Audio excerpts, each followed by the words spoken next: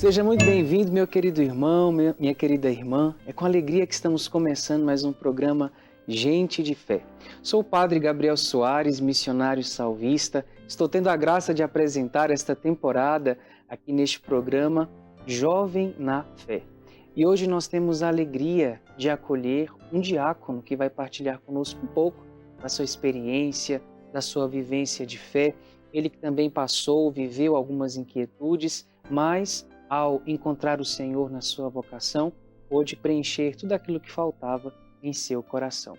Participe, fique conosco. Muito obrigado por nos acolher na sua casa e que você possa ser edificado também hoje com este programa e você possa receber as graças e as bênçãos de Deus sobre a sua vida. Quero acolher então o diácono Gustavo, que está aqui conosco. Seja muito bem-vindo, diácono. Obrigado, Padre. É uma alegria estar aqui, poder partilhar um pouquinho da minha vida, da minha vocação. E creio que a minha história poderá tocar o coração de alguém que também tem essa quietude vocacional no coração. Que bênção, diácono. Muito obrigado por ter aceito o convite. Comece falando um pouquinho para nós quem é o diácono Gustavo. Eu sou o diácono Gustavo, tenho 29 anos, sou diácono transitório da Diocese de Mogi das Cruzes, membro da comunidade Famílias Novas. Sou também advogado, me formei em Direito e o principal de tudo, eu sou um filho de Deus, né? Então, é uma alegria estar aqui e poder contar um pouco a minha história. Que bênção, diácono. Fale um pouquinho para nós como que era o seu ambiente familiar, como que era a vivência de fé na sua casa, na sua família. Partilha conosco. Então, eu nasci numa família católica, mas não tinha uma consciência muito forte da fé. Então, eu fui batizado quando criança. Meus pais me obrigaram, vamos dizer assim, a fazer a primeira comunhão quando eu tinha 9 a 10 anos. Mas aquele catolicismo, não por culpa deles, né? Mas é a cultura que nós temos, né? O catolicismo um pouco cultural apenas. Não havia ainda uma adesão sincera, né? Da minha parte, da parte dos meus pais, a Cristo e à Igreja. Então eu nasci, vamos dizer, naquela família católica não praticante, vamos dizer assim, ou que praticava muito pouco a fé, né? Quando eu era criança, antes da primeira comunhão, eu ia no máximo na missa no Natal, uma vez por ano, né? E quando eu comecei a fazer a primeira comunhão, com 9, 10 anos, aqui numa paróquia da Aclimação, meus pais começaram a frequentar mais a missa. Então a gente começou a ter uma vida de fé um pouco mais ativa. Mas por algum motivo, depois da primeira comunhão, abandonamos a missa, né? Até hoje eu não entendi muito bem por que aconteceu isso naquele momento, nunca perguntei para meus pais. Mas com 12, 13 anos eu passei por uma grande inquietude, né? Eu me dizia ateu, né? Eu fui um jovem que se dizia ateu, né? Mas sem contar para meus pais, eu tinha um medo dos meus pais naquele período. Eu era corajoso na frente dos colegas, os colegas do colégio, né, para falar eu sou ateu, eu quero mostrar que eu queria convencer as pessoas de que Deus não existia. Eu era um pré-adolescente assim meio fora da caixinha, né? Mas eu tinha essa revolta no coração, né? Eu achava que Deus não existia, né? Então, nesse período da minha vida, eu me afastei totalmente de Deus, da igreja, tirava sarro, sabe? Eu lembro de uma história, por exemplo, não sei quantos anos eu tinha, na Sexta-feira Santa, meus pais não comiam carne na Sexta-feira Santa, né? Mas a gente foi num buffet aqui perto, e eu lotei o prato de carne, assim, só pra provocar meus pais, assim, sabe? Então, assim, eu era um adolescente, um pré-adolescente bem provocativo, assim, sabe? Sim. Nossa, e diácono, teve algum fato, alguma coisa que aconteceu para que mais ou menos ali nesta idade, ainda uma criança na pré-adolescência, te levasse a não crer na existência de Deus, como o senhor acabou de partilhar conosco? Eu acho assim que todo mal no mundo, de certa forma, é culpa nossa, dos católicos. Nós cremos que temos o Evangelho, a verdade, né? Nós cremos que a Boa Nova, o Evangelho de Cristo, é relevante para todas as pessoas. É a nossa fé. E muitas pessoas se afastam da igreja porque a fé não é apresentada de uma maneira correta, certo? Não estou querendo culpar ninguém na minha vida, nem catequista, nem pai, nem mãe. Eu acho que Isso não se deve fazer. Mas eu acho que, como a fé me foi apresentada, parecia algo muito infantil, algo muito sem sentido, né? E na minha pré-adolescência, adolescência, eu comecei a ler muito. Sempre li muito, né? Naquela época, eu lia até mais do que hoje, né? Ficava o dia inteiro lendo. Eu era um menino muito... Você vai na minha casa, lá, meus pais querem jogar todos os meus livros fora, assim. Tem livro, assim, até no banheiro, se deixar. Mas eu sempre tive essa inquietude de conhecer a verdade, de ir atrás, né? De não me contentar com o que as pessoas falam, sabe? Até hoje eu sou assim um pouco. E por isso, eu acho. Aí eu comecei, tinha o Orkut na época, não sei se os mais jovens vão se lembrar do Orkut, tinha grupos. Eu sou desse tempo, eu ajudo o senhor aqui, eu lembro. Era uma rede social, para quem está acompanhando os mais jovens aí. Tinham grupos de neos-ateus, né?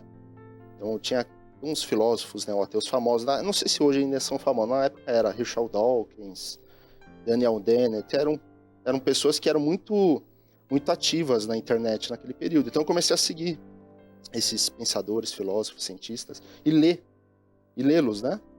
Então, para mim, assim, a fé em Deus parecia algo muito infantil e irracional. Eu achava que todo mundo que acreditava em Deus era burro. Não havia inteligência, assim, se você acreditasse em Deus, você era burro, assim, na minha cabeça, assim, sabe? Então foi mais ou menos isso, acho que a causa. Foi esta mesma inquietude que levou o senhor depois também, através dos estudos, a fazer essa experiência, a sanar essa inquietude ou não? Como que se deu? Então, teve várias etapas a minha volta à igreja, né? A primeira etapa foi na minha adolescência ainda.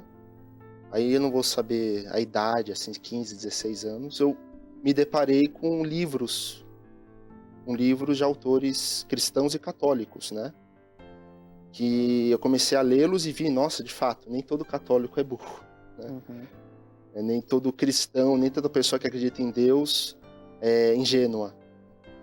O principal deles, para mim, foi o Chesterton, né? Que é um bem famoso também. As pessoas divulgam muito algumas frases dele nas redes sociais. Uhum.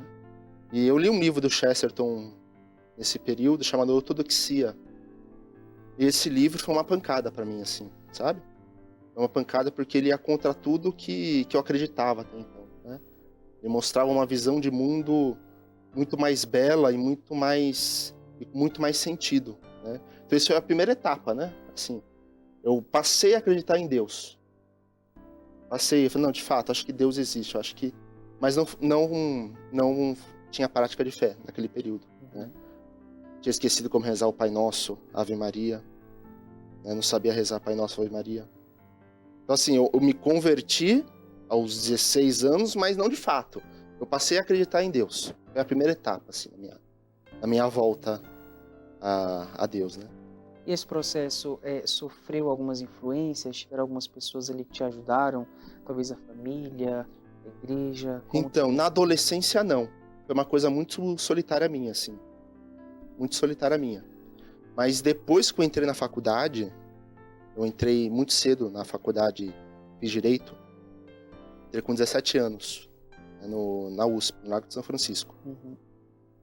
E como eu já acreditava em Deus, eu comecei a ter amizades também de pessoas católicas. Na minha cabeça nunca passou de ser de outra religião, assim, para mim assim sempre foi muito claro, ou você é católico ou não vou ser nada, assim. Naquele período nunca passou, será que eu vou ser outra coisa, não. Então eu comecei a fazer amizade tinha um grupo católico na faculdade, o grupo São Frei Galvão. Então eu tive alguns amigos ali que me ajudaram muito. E foi esse o período, a segunda etapa da minha conversão, vamos dizer assim, que havia reunião semanal nesse grupo. A gente era meio que um grupo de estudos.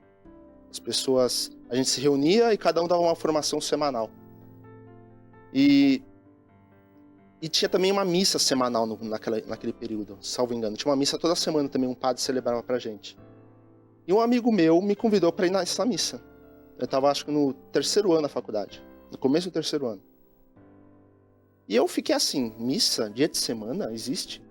Para você ver como eu era ignorante em relação à prática. Eu pensei que missa era coisa de domingo. Eu estava há mais de 10 anos sem ir na missa. Tá bom, vou nessa missa aí de dia de semana. Aí, esse mesmo amigo me convidou, João, o nome dele. faltando 5 minutos para a missa, ele falou assim: Gustavo, você quer confessar? O padre tá atendendo confissão. Faltando 5 minutos para a missa. Eu falei, eu estava pensando em fazer alguma coisa, tipo uma confissão, assim. Eu estava já fazendo um exame de consciência. Eu falei, tá bom. Aí eu assim, ajoelhei, era o confessionário antigo, né? Ajoelhei no confessionário. Aí o padre perguntou, quantos anos não se confessa? Eu falei, 9 anos, padre. 9 anos sem confessar. Aí até brinco, né? O padre falou, filho, tem uma missa aqui 5 minutos. Não, eu não falo isso não. Ele com toda a paciência foi ouvindo a minha confissão, foi me ajudando, perguntou mandamento por mandamento, assim. E saí daquela confissão um outro Gustavo, assim. Foi uma confissão de vida, então, né, Diácono? Foi uma confissão, assim, que... Uma experiência que eu tive com Deus naquela confissão que nunca se repetiu na minha vida de novo, né? Mas foi naquele momento, eu saí do confessionário, parecia que eu estava voando nas nuvens, assim, era uma consolação interior muito grande. Passei meses em estado de consolação interior, né? Passei aí na missa, todo domingo, assim, depois daquela confissão. Antes da confissão eu não fazia nada. Depois da confissão, passei aí na missa, rezar o terço, né? E eu tinha sempre medo dos meus pais, né? Eu não falei para meus pais que eu era ateu, não tinha falado. E também não falei que eu tinha me convertido, então eu ia na missa escondido. Eu achava que meus pais iam achar que eu estava sendo muito calora, sabe? Olha só. Como que os pais acompanharam esse processo? Como que você estava, como que manifestava isso dentro de casa? Porque de uma certa forma a gente demonstra, não é mesmo? Sim. Seus pais acompanhavam, tentavam te ajudar, ou você era mais fechado nesse tempo? Eu era mais fechado com eles, mas eles percebiam que eu comecei a ir na missa, né? Consegui esconder deles, eu não sei porque eu tinha vergonha de ir na missa naquele período, mas eu tinha, assim, parecia que era uma mudança muito drástica, sabe? Eu acho que meus pais não iam, naquele momento, hoje meus pais são muito católicos, né? Mas naquele período não tanto, né? Então eu achava que eles iam achar estranho, né? Mas eu comecei a mudar em casa, eu comecei a ser uma pessoa um pouco mais paciente, comecei a ajudar mais, né? Eu conheci nesse período, um pouco depois, a comunidade Famílias Novas, que eu sou membro, né? Sim. Também fala muito disso, de voltar para casa, para fazer missão em casa, para recuperar os seus familiares que estão afastados de Deus, né? Então eu comecei a mudar, e meus pais compreenderam isso, sabe? Compreenderam que Deus tinha entrado na minha vida, né? E ao longo do tempo, aí já a história mais recente da vocação, né? Sim. Eu entrei ainda nisso. Eles não só compreenderam, como eles começaram também a frequentar a vida da igreja de uma maneira muito assídua e muito fiel, sabe? Foi interessante quando o senhor partilhou a questão da confissão que o senhor realizou. Logo mais o diácono, você era padre, partilhando aqui uma experiência com o senhor. Fazer homilia é muito bom, a gente se prepara, Sim. a gente vê Deus tocando na vida das pessoas, mas com certeza, através dessa experiência, muitos fiéis virão até o Senhor por causa da confissão. E através dessa experiência, o Senhor vai conseguir abranger ainda mais, acolher ainda mais essas pessoas que vêm também com o coração ferido, não é verdade? Então, os jovens que estão aqui acompanhando essa história tão bonita, busquem a confissão. A confissão pode ser o que está faltando na sua vida. Mudou a vida do diácono e pode mudar a sua também. Mas a gente fica com vergonha, né? Nossa, 10 anos, faz 15 anos, faz tempo que eu procurei. Mas talvez seja esse encontro, né, diácono? Como foi na vida do Senhor? Porque pelo que o Senhor nos disse, foi esta confissão que gerou essa mudança verdadeiramente, Sim. certo? Sim, foi essa confissão. Claro, eu já, como eu disse, né, desde os 16 anos já maturava isso, né? Uhum. Mas a confissão foi um momento em que tudo parece que se encaixou, sabe? Tudo Olha fez só. sentido. E aí, de lá para cá, o senhor foi, então, mudando a rota, por assim dizer. O senhor terminou a faculdade, como que foi esse processo? Então, eu conheci a comunidade Famílias Novas, me apaixonei, né? Tive paixões, né? Um jovem e tal. Mas, enfim, não deu certo.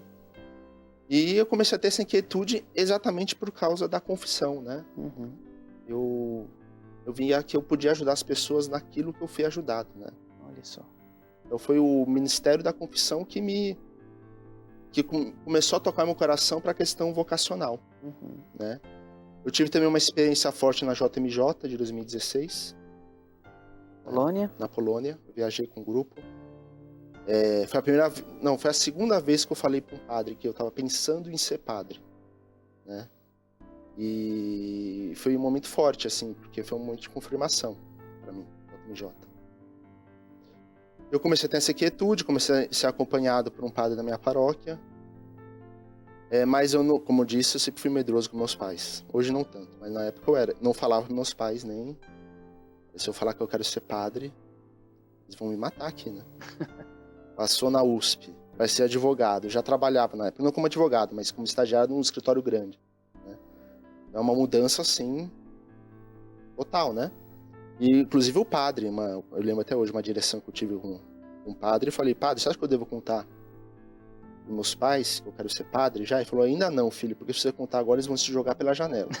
Eles vão se matar, espera um pouco. Confia em Nossa Senhora. Ele falou assim. Eu comecei a rezar para Nossa Senhora. Falei, Nossa Senhora, me ajuda a contar para meus pais. Rezava, era uma oração que eu fazia. No dia de Natal, na véspera, de 24 de dezembro de 2016, fomos à missa na paróquia, missa de Natal. Eu não servi a missa, não havia nenhum indício assim, né? Saímos na missa, o padre me cumprimentou na porta. Acho que minha mãe percebeu alguma coisa, né? Pela forma que o padre me cumprimentou, que ele me conhecia. Aí chegamos no carro, abri a porta do carro, lembro até hoje. Abri a porta do carro, minha mãe virou assim pra mim: filho, você quer ser padre? Quando pergunta é muito mais fácil falar, né? Uhum. Então Nossa Senhora abriu essa porta. Falei, sim, mãe, quero ser. Entrei no carro, fechei a porta e pedi que tinha dado uma notícia normal, assim. Tá vendo? Não precisava talvez ter tanto medo, não é verdade? O senhor sim. contou aqui algumas vezes desse medo dos pais. Teve algum motivo esse medo? Não, eu sempre fui muito fechado, assim. Eu sempre fui muito... muito na minha, assim. Talvez, não sei, não dá pra explicar. Uhum. Hoje eu mudei muito. Meus pais são meus maiores confidentes. Olha, se Nossa Senhora ajudou também, intercedeu com certeza, para que o senhor tivesse essa coragem naquele momento ali. Como que a família acolheu? Como que a mãe já percebia, pelo que o senhor disse aqui para nós, como foi a acolhida deles nesse passo? Então, foi a ceia de Natal mais esquisita na minha vida. Assim. Ele chegou no apartamento, minha mãe comia, ia no quarto chorar, voltava, comia, ia no quarto chorar. Olha. Minha mãe chorou muito, assim, né? Eu lembro que eu fui consolá-la, não devia ter ido, né? Porque as mães são muito apegadas aos filhos, natural, isso não tem pecado nenhum nisso, mas são apegadas. Então, na cabeça dela, naquele momento, parecia que eu ia sair de casa, que eu não ia ver mais eles, que eu ia, né? Não é assim, né? Mas eu fui consolar, e ela, filho, vai ficar sozinha, filho. Nesse tempo, eles já tinham feito uma experiência? Já frequentava a missa. Agora, minha mãe, com certeza, estava frequentando mais a missa. Agora, meu pai, não lembro. Acho que meu pai foi um pouco depois. Mas eles acolheram bem ou eles pensaram assim, meu Deus, meu filho vai ser advogado, talvez teria um futuro brilhante, que às vezes os pais idealizam para nós uma vida. É preciso ter muita fé coragem para dar esse passo que o senhor deu nesse momento. Nesse sentido de carreira, eles nunca mencionaram para mim. Minha mãe ficou nessa questão do apego, meu filho vai sair de casa, meu filho vai, né, padre, não tem tempo para a família. Meu pai era muito pragmático, Meu pai é muito pragmático. Bom, se é isso que você quer, faça. Né? Claro, interiormente não é tão simples assim. É o que acho que ele demonstra, né? Mas meu pai foi muito pragmático. Então, assim, eu tenho pais muito bons. Pais que sempre me incentivaram, assim, sabe? Tirando esse começo, que foi um pouco confuso, depois que se adaptaram com a ideia, se eu desistisse, é aí que eles ficariam tristes. Entendeu? Olha só. Eu quero dar 3 passos atrás aqui, antes de nós adentrarmos mais profundamente na história vocacional mesmo, já depois do seminário. Eu queria entender um pouquinho como que foi a trajetória deste jovem, né, que achavam que os católicos eram burros, depois de estas etapas fazer esta experiência. Como foi o seu contato com a igreja depois? O que o senhor viu e que brilhou, saltou aos olhos do senhor? Talvez a fé mesmo, a doutrina. Como que foi o senhor dentro da igreja após toda essa experiência que o senhor acabou de nos relatar? Eu tive que aprender uma coisa, né? Como eu sempre fui muito de estudo, de ler, eu achava que a conversão era uma coisa intelectual. Bastava você fazer um raciocínio, chegar à verdade e você virou. Não, não é assim. A fé não é o fim do raciocínio, né? A fé é um dom de Deus. Eu tive a experiência do confessionário, que mostrou para mim um Deus, não só um Deus pensado, mas um Deus que habita em mim, que me ama e que me perdoa, sabe? Deus carinhoso. Isso faltava em mim, sabe? Esse aspecto concreto do amor de Deus, né? Então teve essa questão de me encantar pela forma como a igreja faz isso com os sacramentos, né? Um Deus que é próximo, um Deus que, né? Que não habita nas nuvens, mas que habita no nosso coração, na Eucaristia, né? Também a devoção a Nossa Senhora me ajudou muito, né? E eu falo que foi Nossa Senhora que foi me guiando, né? Porque depois da confissão, não sei se foi no dia seguinte ou na semana seguinte, o grupo católico da faculdade ia rezar um terço. E eu não sabia rezar terço, né? Não sabia. Tinha me confessado, né? Não sabia rezar o terço. Eu fiquei treinando em casa rezar o terço para não pagar o mico. De não errar. Ou seja, Nossa Senhora, logo depois da minha confissão, ela me indicou um caminho, que foi um terço, o rosário, né? Desde aquele momento, eu nunca abandonei, né? Ou seja, Deus foi me quebrando esse orgulho que eu tinha, né? Esse orgulho de, eu sou inteligente. Não. Eu conheço pessoas 1000 vezes mais inteligentes que eu, sabe? 1000 vezes mais capazes que eu. Isso era um orgulho meu, entendeu? Então, foi por esse caminho, assim, esse caminho da humildade, esse caminho de compreender que eu não sei tudo, que eu não posso saber tudo, né? Eu penso que a própria experiência da humildade de estar no confessionário, de se ajoelhar, de se prostrar, fez com que o senhor tocasse a algo que talvez antes o senhor não tinha feito uma experiência, na verdade, não tinha, não estava talvez preparado, e ali naquele momento Deus ele pôde encontrar um solo fértil, um coração aberto, e aí ele pôde fazer morada. Que bonita essa experiência, Diácono. Bênção.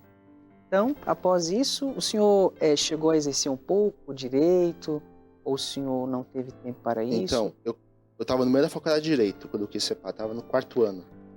O padre me acompanhava e o padre disse, não, você vai terminar essa faculdade. Eu trabalhava no escritório, trabalhei um tempo como estagiário, aí eu saí do escritório e fui trabalhar com esse padre.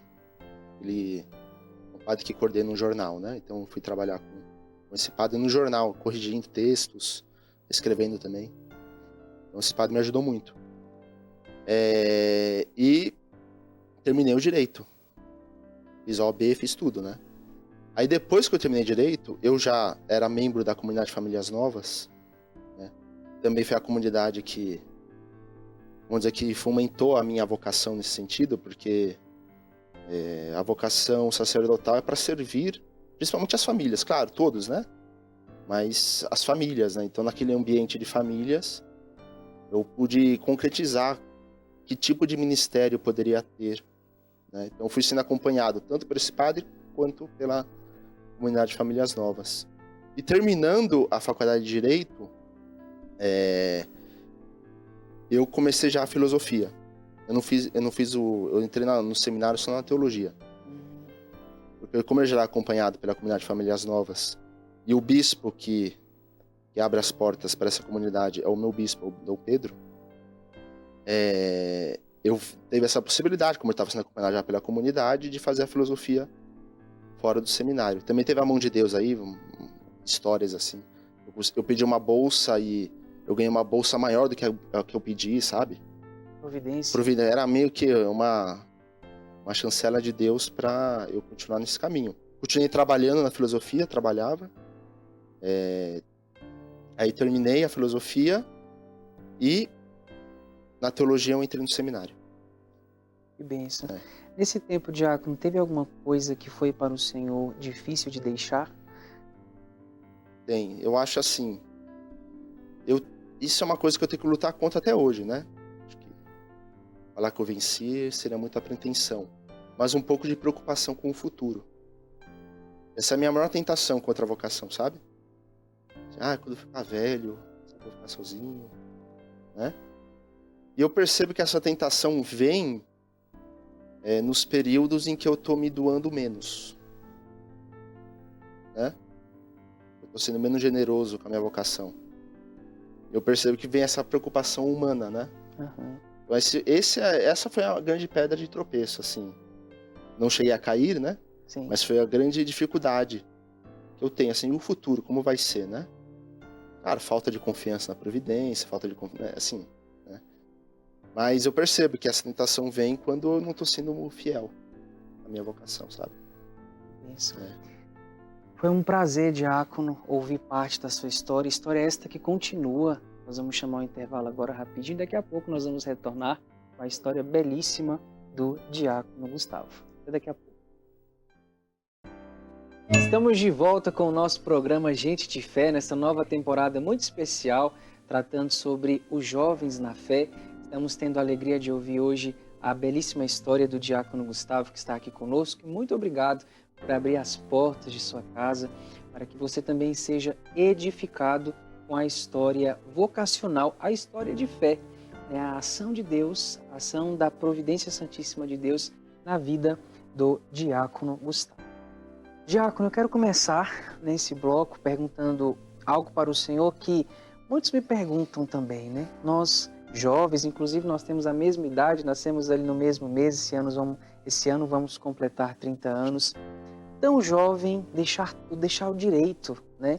Eu entrei muito jovenzinho no seminário, não tinha uma faculdade, o senhor tinha uma faculdade, o senhor tem uma carreira, né? O que fez com que o senhor deixasse tudo isso que aos olhos do mundo, né? O mundo que às vezes é tão preocupado com ter, com o poder, com o prazer, como que o senhor e as pessoas também viram essa experiência de deixar tudo isso para simplesmente ser e servir ao Senhor, hoje numa comunidade como diácono? Como que é isso?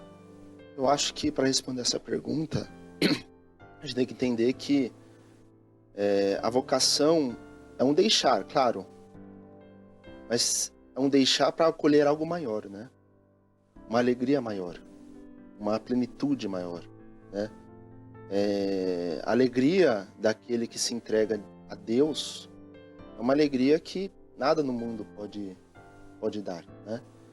Então eu acho que a gente tem que apresentar a vocação dessa maneira, né? Não tanto pelas renúncias, as renúncias têm que ser feitas, mas as renúncias têm um motivo. Não é a renúncia pela renúncia, é a renúncia por um acolhimento de algo muito maior, de uma alegria muito maior, de uma plenitude muito maior, né? De um prazer muito maior, né? Eu percebi isso, que eu sempre tive, depois que você é tocado por Deus, tem um chamado vocacional, você volta na sua vida pregressa e relê alguns fatos, né? E eu via isso no meu coração desde criança, que eu não me contentaria com algo, com uma entrega comum. Nada contra as pessoas que não se entregam na vida religiosa, não. Mas no meu coração, sempre quis algo mais. Eu sempre quis algo que me desse um sentido maior, né? E eu encontrei. Espero estar certo, né? Certeza, só se Deus aparecesse na minha frente e falasse, né? Mas os sinais tem, né? Então, essa seria a minha resposta, né? Sim, sim. E a vivência desta fé, não é mesmo, Diácono? A família do senhor, quando estava ali preparando as malas para ir para o seminário, para algo tão diferente, né, da sua realidade, como que eles ficaram? Como que foi esse processo? Foi um dos dias mais difíceis da minha vida. Porque eu fiz primeiro ano de teologia, eu fui como missionário para Anápolis, Goiás, né? Já estava na Diocese de Mogi, mas o bispo permitiu que eu ajudasse a comunidade a abrir uma missão lá. E meus pais que me levaram para Anápolis. Ele foi dirigindo e tal. E eu deixei eles no aeroporto. Foi assim, uma choradeira. Meus pais saíam chorando, né? E eu também chorei no carro, assim, na volta. Foi difícil. Esse desapego, sabe? Esse desapego com a família também é uma das coisas mais difíceis que eu acho que tem na vocação. Claro, cada um tem sua história, no meu caso pessoal, né? Mas foi uma dificuldade, assim, sabe? No início. Sim, sim, Diácono. Diácono, ninguém acorda e pensa assim, eu vou ser padre, vou para o seminário, tem todo o movimento de Deus nessa história toda que o senhor muito bem acabou de nos relatar. Mas se o senhor pudesse colocar para nós, para quem nos acompanha, alguns sinais, né? Porque Deus, ele se revela a nós também quando nós estamos abertos. Claro que muitas vezes exige um movimento de fé, um movimento de dar o passo para que ele possa colocar o chão. Mas se o senhor pudesse descrever, talvez até para algum jovem que está numa dúvida, que está sem saber se este é o chamado de Deus para ele ou não, talvez esses sinais que o senhor teve, talvez Deus quer usar hoje para tocar esse jovem. Teve algum desses sinais? O senhor poderia comentar conosco? Sinais teve, né? A vocação não é simplesmente um desejo pessoal, né? Tem que haver uma chancela externa, né? Com sinais de Deus e com a igreja, né?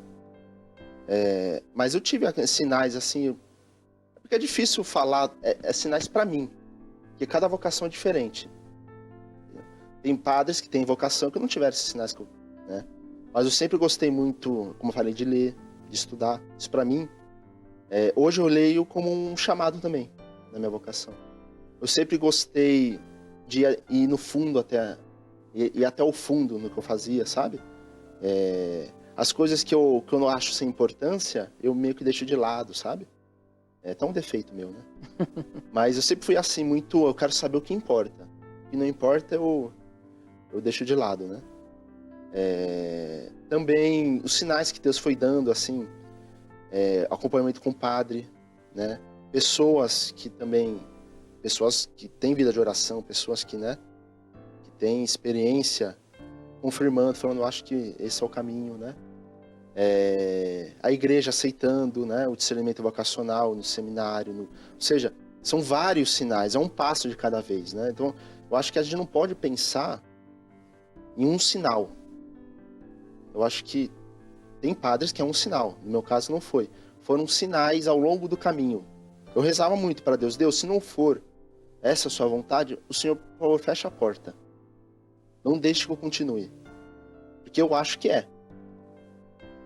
Então, mas ele foi abrindo todas as portas, né? Eu falei da filosofia, tem outros aspectos também, né, na minha vida. Deus foi abrindo todas as portas, e isso é um sinal claro de que você está trilhando, porque a gente confia que Deus cuida da gente. A gente tem essa fé. E se você está de boa fé, tem a consciência tranquila, Deus não vai deixar você cometer um erro. Agora, se você não está de boa fé, aí é outra coisa. Mas se você está de boa fé, não, Deus, se for sim, é sim, se for não, é não. Ele vai guiar você. Por mais que você ache que você tem a vocação, e às vezes o reitor acha que você não tem, o reitor fala, não, você não vai ser. Talvez seja a voz de Deus, ou o contrário, né? Então, assim, ter essa consciência tranquila, essa boa fé com Deus, essa disponibilidade, e Deus, com a sua vida, vai guiando você. Não no seu tempo, né? Não no seu tempo, no tempo dele. Né? Pode demorar, pode ser rápido. Aí é com ele, não comigo. Aí entra a fé, não é mesmo? Por isso o programa Gente de Fé e Jovens na Fé. Então agora, né, o diácono aqui pensando ali naquele momento, ingressando no seminário, interessante de ver realmente o movimento de Deus, porque aquela criança que tinha aquelas inquietações, que até mesmo chegava a rir dos católicos, nunca havia pensado em ser padre, nunca na vida. Nunca. Minha mãe conta uma história que não é minha, mas ela conta que uma vez na época a gente ia na missa, o padre perguntou assim para ela, se um dos seus filhos quisesse ser padre, você deixaria? Perguntou para minha mãe. Minha mãe falou, sim, eu deixaria, né? E ela fala que essa resposta que ela deu pro padre há anos atrás meio que conformou o coração dela depois que, né? Olha, penso que começou no sim da mãe do Senhor, né? Porque a mãe nos abençoa de tantas formas. Sim. Naquele sim dela, com certeza, já foi Deus trabalhando. Sim. E eu tenho um primo da minha mãe, que é padre, padre Fábio, Cavaleiro, não, Fábio de Mello, Fábio Cavaleiro, que ele é muito solícito, assim, e ele sempre rezou por mim por todos os familiares no dia do aniversário. E assim, eu tenho que essas missas que ele rezava por mim, nesse período, também foram graças, né? Foram me guiando para pequenas coisas, né? A resposta da minha mãe, às dessas missas. Ou seja, tinha alguém rezando por mim, sabe? Interessante o senhor partilhar isso com quem nos acompanha, porque às vezes nós pensamos assim, a minha oração não tem resposta alguma, a minha oração não tem efeito algum. E olha só, não é no nosso tempo, como o senhor acabou Sim. de colocar, é no tempo de Deus. Mas com certeza, tudo que o senhor está vivenciando hoje, daqui a pouco a alegria do ministério, que é uma bênção, tem seu início também nessas Sim. orações, no sim da mãe do senhor, nas orações desse seu primo padre, e talvez de tantas e tantas pessoas que, mesmo sem que talvez o senhor saiba, rezaram pelo Senhor um Sim. dia, rezaram pelo Senhor, pela sua vocação. Diácono, conte um pouco para nós um fato que marcou a sua vocação, aquele fato, pode contar a história, que a gente gosta de ouvir história porque todo mundo ama, principalmente as de fé. Se teve algum fato marcante na vocação do Senhor que ao olhar o Senhor percebeu, bom, realmente, certeza a gente nunca tem 100%, mas foi Deus como que te empurrando, se eu posso assim dizer, para frente, dizendo, meu filho, aqui é o seu lugar, eu te quero como padre. Essa é uma pergunta, porque são muitos fatos, né? Mas uma coisa que sempre tocou meu coração, assim, foi ver um padre, qualquer padre, um padre em geral, assim, de batina, entrando no confessionário. Isso pra mim sempre foi... Quando eu tô em crise, assim, eu vou... Porque, assim, pra mim é um sinal muito forte, sabe? Um sinal muito forte, uma pessoa... Não precisa ser de batina, não tô falando... Mas um padre, né, que se doa, que se entrega, que na missa se entrega junto, sabe? Então, assim, eu observo muito isso. Então, todas as momentos de crise foram esses sinais que me chamaram de volta, né? Vale a pena, sabe? A minha vida vai ter sentido. Como diz assim, minha vida não é de fatos espetaculares, né? Mas são essas pequenas coisas. O mais espetacular foi a confissão, de fato, né? Sempre volto para ela. Mas ver um padre fiel, ver um padre que realmente se entrega, é o combustível para qualquer vocação. Assim, um padre em crise, ele também tem um impacto nas vocações, né? Agora, um padre que é fiel, que busca, claro, todos nós temos defeitos, não tô falando, mas um padre que busca realmente, ele é um chamado por si só, né? Então, eu sempre me voltava para essas coisas, sabe? O senhor experimenta ali uma misericórdia, um amor Misericórdia, novo do Senhor. uma sinceridade na entrega, né? Falei, eu vou ser igual a esse padre, entendeu?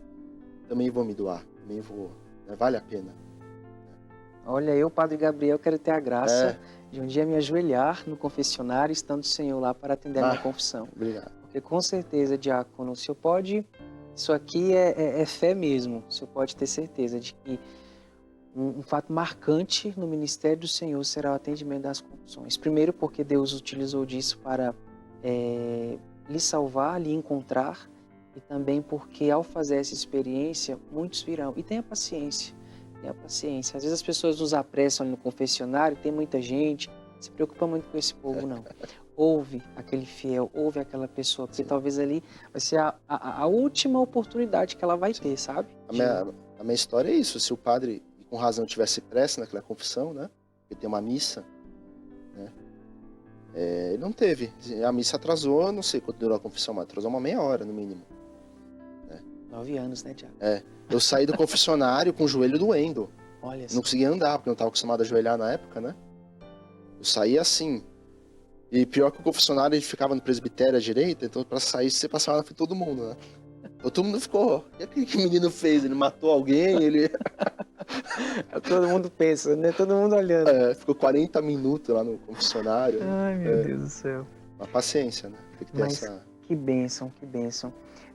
Diácono, conta um pouco para nós, o senhor falou da teologia, um pouco da filosofia, mas a comunidade Famílias Novas, como que ela entrou nesse processo, como que hoje o senhor vive a vocação dentro da comunidade, se o senhor está na formação, já é um consagrado, fala um pouquinho para nós. A comunidade entrou logo no início da minha conversão. Esse mesmo amigo que me convidou para a missa, que me convidou para a confissão, João, o nome dele, Ele me convidou para uma aula de teologia que tinha numa paróquia, aqui na Vila Olímpia. E eu fui nesse curso, que era fantástico, assim, era um professor que me ajudou muito, né? E tinha alguns membros das famílias novas que frequentavam esse curso. Então eu conheci em 2015, né? Claro, eu comecei a frequentar as famílias novas mais em 2016, mas não tanto por interesse. É porque eu tinha me apaixonado por uma menina. Interessante partilhar isso aqui. É. Deus usa de tudo para nos atrair a Ele, não é mesmo? Mas logo isso foi muito passageiro. Uhum. E eu fui percebendo na comunidade, eu fui frequentando os encontros, que a gente chama de domos, né? As formações. Também assumi algumas missões, né? Algumas domos. E fui aplicando alguma coisa que eu aprendia lá na minha casa, né? E daí decorre muito a mudança dos meus pais também, né? Meus pais passaram a frequentar a igreja, a rezar. Minha mãe reza o terço todos os dias. O senhor é filho único? Não, eu tenho um irmão.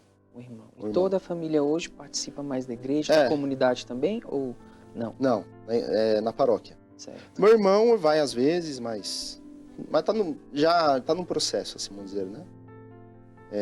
Então, a mudança dos meus pais também, eu devo muito à comunidade de famílias novas, né? E eu comecei a assumir algumas missões, eu fui para Nápoles, né? Hoje eu não sou ainda consagrado, eu estou numa etapa anterior, né? Mas também eu trabalho na diocese, então eu meio que trabalho em 2 lugares, né? Porque a comunidade não é de vida, né? Sim, Até a gente não fala mais que é comunidade, é associação privada de fiéis. Né? Sim, sim. Então é como se fosse uma associação a quem eu ajudo, a quem eu bebo dessa fonte e também ajudo como ministério. Mas também tenho os meus trabalhos na diocese, né? Certo. Diácono, é de Santa Catarina a frase: a amizade cuja fonte é Deus, ela não se esgota. O senhor partilhou deste jovem que convidou o senhor para ir à missa. Sim. E depois também a comunidade. Como é bom ter essas influências boas na nossa caminhada de fé, amizades que nos levam para Deus, não é mesmo? Esse é um aspecto, porque, como eu disse, eu era muito fechado. Sou paulistano, a vida aqui em São Paulo faz que as pessoas se fechem mais, né? Eu saía do colégio, voltava para casa e não tinha muitos amigos ali, entendeu? Então eu ficava o dia inteiro sozinho em casa. Então, o paulistano é fechado. O paulistano é uma característica do paulistano. Uhum. E foi na comunidade Famílias Novas que eu mudei um pouco. Mudei muito, na verdade. Se você perguntar para meus irmãos de comunidade como eu era no início, eu era uma pessoa sisuda, que não conversava com ninguém, entendeu? Hoje, eu sou um piadista, entendeu? Converso com todo mundo e tal. Foi essa abertura que eu consegui na comunidade, né? Essa vida fraterna, né? Então Deus foi me mostrando, né, que aos poucos os vários aspectos da fé, né? Sim. E o dele, um aspecto importantíssimo é a vida fraterna, é o sair-se de si, é a comunidade, né? Não a comunidade de famílias novas, mas qualquer comunidade paroquial, religiosa, né? A gente não consegue ser católico sozinho. Não existe isso. Não existe católico sozinho. Isso aí é uma ilusão. E hoje a gente está vivendo um pouco isso, né? Faz a internet, tudo. As pessoas, eu vi um catolicismo na minha casa, né? Vou na paróquia, vou na missa e volto. Tá ótimo. Não é assim, né? A gente precisa de irmãos. Você precisa de pessoas que te ajudam e que você ajuda elas também, né? É mesmo pelo movimento pós-pandemia também. A gente percebeu, né? O retorno ali não está sendo muito favorável. É importante realmente estar em comunidade, porque nós somos formados, não é verdade? O outro nos forma. Sim. Mas que bênção, diácono. Diácono, o senhor disse logo no início do programa que o senhor é um diácono transitório. É interessante porque muita gente às vezes não entende, né? Tem diácono que é casado, tem diácono que depois vira padre, se ordena sacerdote. É um diácono permanente, nós sabemos que é uma opção ali que vai ser até o final da vida. Este pode se casar, mas o diácono transitório, que é o caso do Senhor, nós sabemos que sempre nós rezamos pedindo a Deus um lema que possa ali nortear, né, o nosso período de diaconato, que no caso do Senhor será de 6 meses. Você poderia partilhar um pouco sobre o lema que Deus escolheu para o Senhor? Como que foi também descobrir, né, este lema? Como que Deus falou ele ao seu coração? O lema que eu escolhi foi São João, capítulo 6, em que Pedro fala: só tu tens palavras de vida eterna. Por que eu escolhi esse tema? Porque eu descobri ao longo desses anos, na minha vida de oração, que a palavra de Deus devia ser o centro dela, com a Lexio Divina. E eu me apaixonei muito com a Sagrada Escritura. Tanto que é o que eu desejo um dia, se for a vontade de Deus, estudar. Né? Porque eu realmente vi a palavra de Deus como uma fonte de vida eterna, de alimento diário, né? Às vezes a gente tem tantas devoções e esquece da palavra de Deus, né? Sim, sim. Então eu fiz esse movimento, eu descobri um tesouro, né?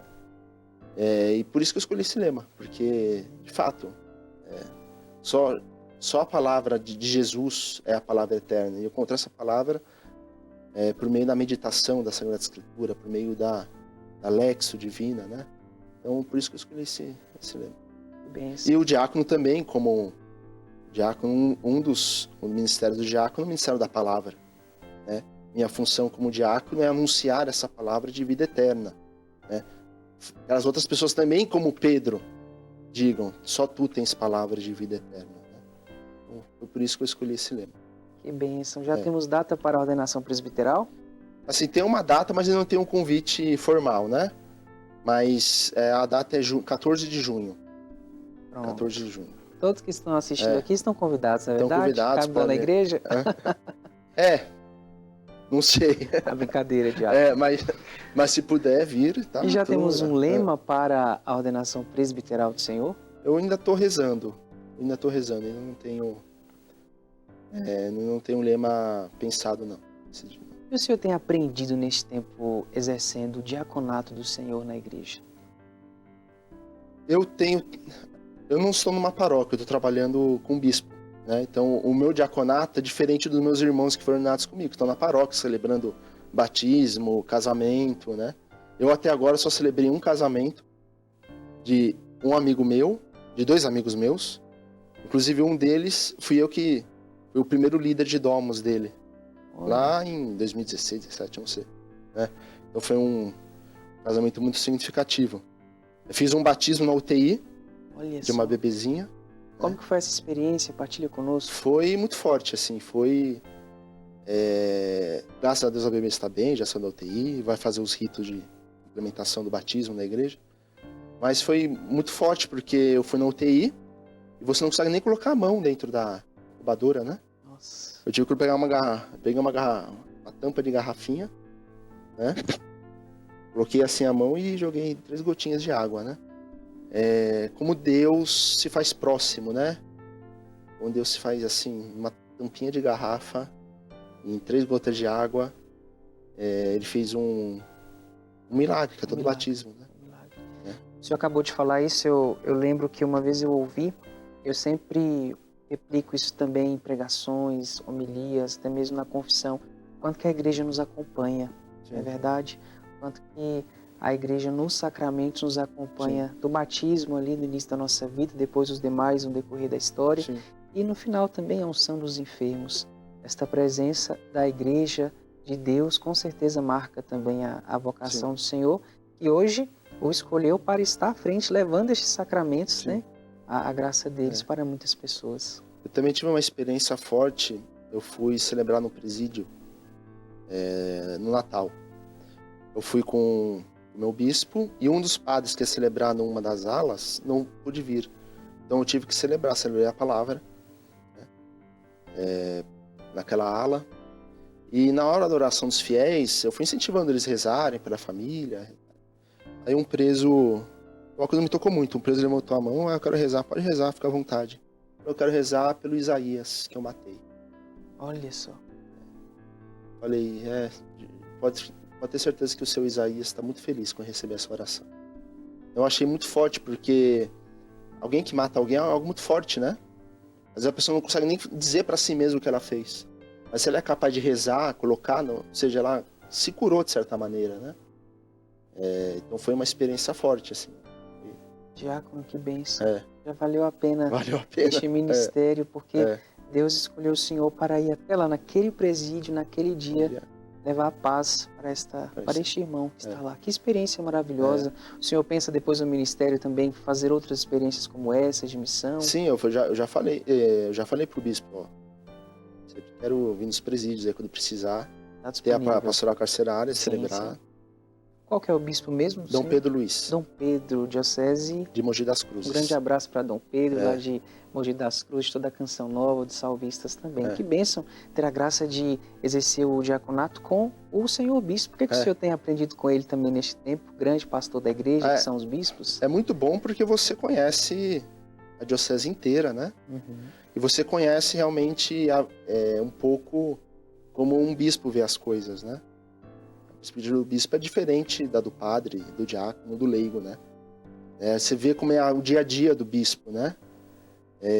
Como é às vezes exigente, né? Você tem que imaginar que os bispos somente têm uma certa idade, né? Você vê um senhor já de idade, que celebra tantas crismas, que atende tanto, né? Que não, né? Que é fiel ao seu ministério, ajuda a gente que é jovem, pô. É um senhor de idade, trabalhando tanto, e eu aqui com 29 anos, né, no trabalho metade disso, né? Ou seja, é um incentivo, né? Então essa experiência tem sido muito boa nesse sentido. Diácono, foi uma alegria ouvir a história do Senhor e eu gostaria de pedir que o Senhor pudesse deixar uma mensagem para todos aqueles que estão assistindo este programa, olhando hoje mais profundamente para a história do Senhor. Com certeza muitas pessoas estão sendo tocadas, edificadas na sua fé. Qual mensagem o Senhor deixa de fé, de esperança, de motivação também para talvez algum jovem que passou pelas inquietudes, por dúvidas, por até mesmo um afastamento da igreja, mas hoje está aqui como um diácono, logo mais um próximo padre. Deixa uma mensagem para todas essas pessoas, caríssimo. Então, a primeira mensagem que eu posso dar é para os pais de jovens revoltados, né? Que às vezes se desesperam, que os jovens se afastaram da igreja, que os jovens não pensam mais em Deus. Às vezes é um momento de procura. E Deus está agindo na vida, né, desses jovens. Então a gente não pode nunca desesperar da salvação, da conversão de ninguém, né? Deus, ele pode chamar qualquer pessoa. E às vezes chama os piores, né? Às vezes não, quase sempre, né? Porque é Ele que faz a obra. É Ele que faz a vocação é dele, não é nossa, né? E para os jovens que têm um chamado, que sentem um desejo de se entregar mais a Deus, não apaguem isso. Comece um processo de discernimento. Não deixe o tempo passar. Pode ser que não seja realmente a sua vocação, tudo bem. Mas comece, faça um discernimento na sua diocese, na sua comunidade religiosa, onde você estiver. Porque uma vocação bem vivida é um dom inestimável para a igreja e para o mundo. Não desperdicem esse dom. Que mensagem bonita, Diácono Gustavo, muito obrigado. Você que acompanhou e quer talvez ver novamente esse programa, ou você talvez que não teve a oportunidade compartilhando para alguém, você pode assistir novamente através do YouTube da TV Canção Nova, através também da CN Plus, vai estar lá disponível para que você possa receber mais uma vez e ouvir e assistir a bênção que foi esta partilha de fé deste jovem, logo mais será padre da nossa igreja. Amém. Diácono, eu poderia pedir que o Senhor nos desse a bênção? Claro, claro. Ou pedir para que o Senhor dê a bênção para todos nós que participamos deste programa e já também agradecimento pelo sim do Senhor. Um abraço para a comunidade Famílias Novas e para toda a família também. Amém. O Senhor esteja convosco. Ele está no meio de nós. A bênção de Deus Todo-Poderoso desça sobre vós e sobre cada um daqueles que vierem assistir esse programa. Em nome do Pai, do Filho e do Espírito Santo. Amém. Amém. Muito obrigado, Diácono. Obrigado. Muito obrigado você que nos acolheu. Um forte abraço e Deus te abençoe.